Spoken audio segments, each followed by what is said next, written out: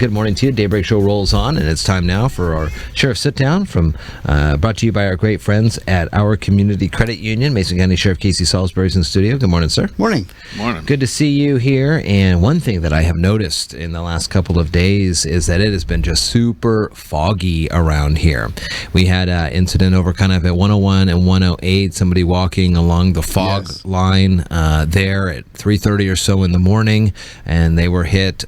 We see very tight roads in Mason County, and kids are back at school for most today and have a couple weeks left before winter break, and people are driving sometimes fast. They need to get to where they're going, and it's a little over the speed limits at sometimes, so people got to be careful out there. Yes, as a matter of fact, I told you on my way in this morning, I necessitated a traffic stop because of somebody in that same circumstance on a county road.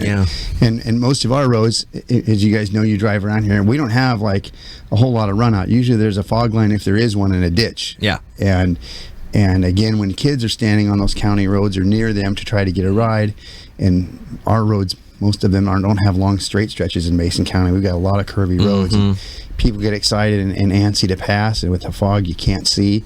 And again, that time of morning when it's dark, bad timing for when there's people on the side of the road. And then when it comes to, and I know it's a little different, but public transit, there are rules against if some of the flashing or if it needs to get out, the yielding for buses and things like that. That's all part of RCWs and stuff like that, right? Yeah, sometimes it's tough for people to remember, especially when you see a school bus and pretty much people know what a school bus is, but oftentimes those drivers will pull out into a pull-out area, a gravel area that's either let traffic by or there might be a stop there. And that's different than if they're stopped on the road. And you can go by them, but most people still are extremely cautious. Either way. Yeah. And that's really a way you should proceed. When the bus is even off the edge of the road and it's picking up kids, or if it's on the public roadway with its yellows and then its red lights come on, you're pretty much assured that there's a school bus and it's a morning time, a school morning. You need to be cautious because there might be some kid running down the side of the road late to get on the bus or anything else. And it's just a good time to be cautious. It's still dark out right now for the most part. Yeah, it's tough to see, and we talked about that in the fall as we were going in the spring and the fall when school starts, and now we've got the darkness. Gosh, I just came from Alaska. I mean, literally just got back from Alaska, and that darkness is really settling in there. You got a number of more hours of daylight, but it's that same thing, and you're driving in the dark all the time. So, see any northern lights at this time, or no? No, saw an awful lot of. Saw some moose and you guys ever watch that TV show about those people that live up there in Alaska? Yeah, I watch them all. We were right at Kachemak Bay there. The last point up there, it's called Land's End, where you can most western point that you can drive in the U.S. We were there. Beautiful up there. Did you go to the North Pole? Did you see Santa? No. I'll tell you the reason I was there is kind of interesting, and I don't recall if you came out. A number of years ago, I met a fellow that was the first person in recorded history to walk the Iditarod, and he was our guest speaker down here. And he walked the Iditarod race 3 times, and I saw one of his awards he received for 1,989 miles that he walked across a couple different mountain ranges in temperatures down to 60 degrees below zero at some points, mostly around 40.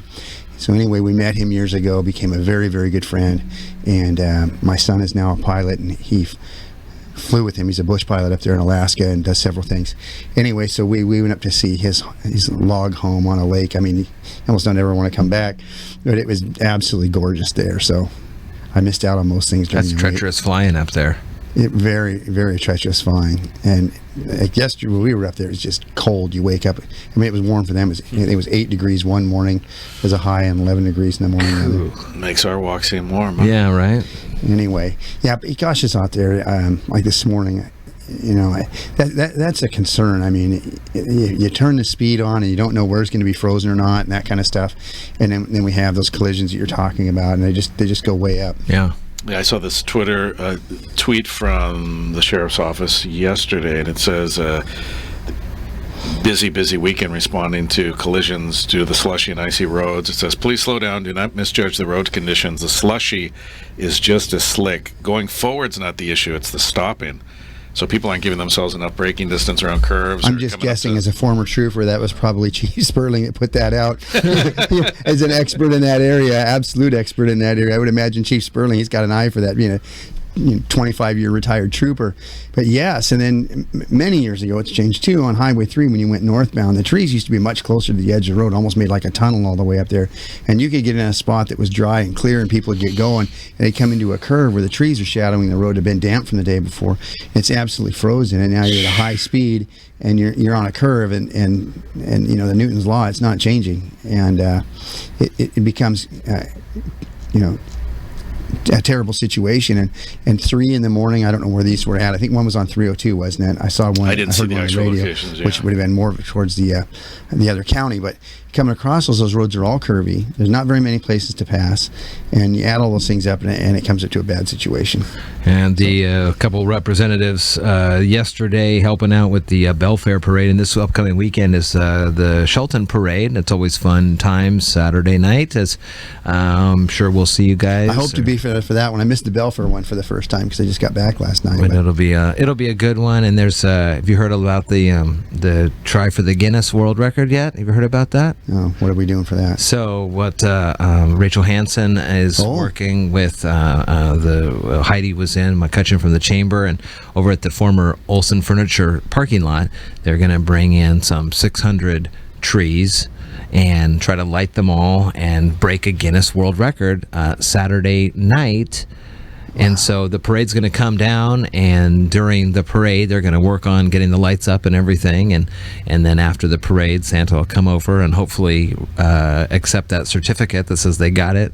The lights have to be on for about 5 minutes, so it's going to be, and then there's a whole maze. It's a whole big thing. Yeah. If it's going to get close, and I don't know her real well, I met her years ago when they had issues with the fairgrounds. Rachel Hansen is like citizen extraordinaire of getting things done. I mean, like I said, I just met her a few years ago, and they held on the fairgrounds for a couple of years. She worked on that. It seems like everything that comes up, she makes it happen. Mm-hmm. So if they're going to get in the Guinness World Book, if they don't make it, they're going to be awful close with her. It'll be right in there. So outstanding. Yeah, it'll be a lot of fun all through the weekend. Of course, Friday night is the tree lighting at Post Office Park, and then Saturday the big parade, the Mistletoe Mile, which I'm sure you'll be running in. All right, Sheriff, we'll let you. Thank you so much. I want to call 911, but our light's the only one that's not lit in the whole city. Did you notice that? Our whole... The one outside of the studios. Go outside, take a look at that. I almost called 911, but I know you guys are busy. Yeah, I'll make some phone calls for you. Get that straightened out. Please. Okay. I know, busy man. 748 at I-5 1. We'll be back after this.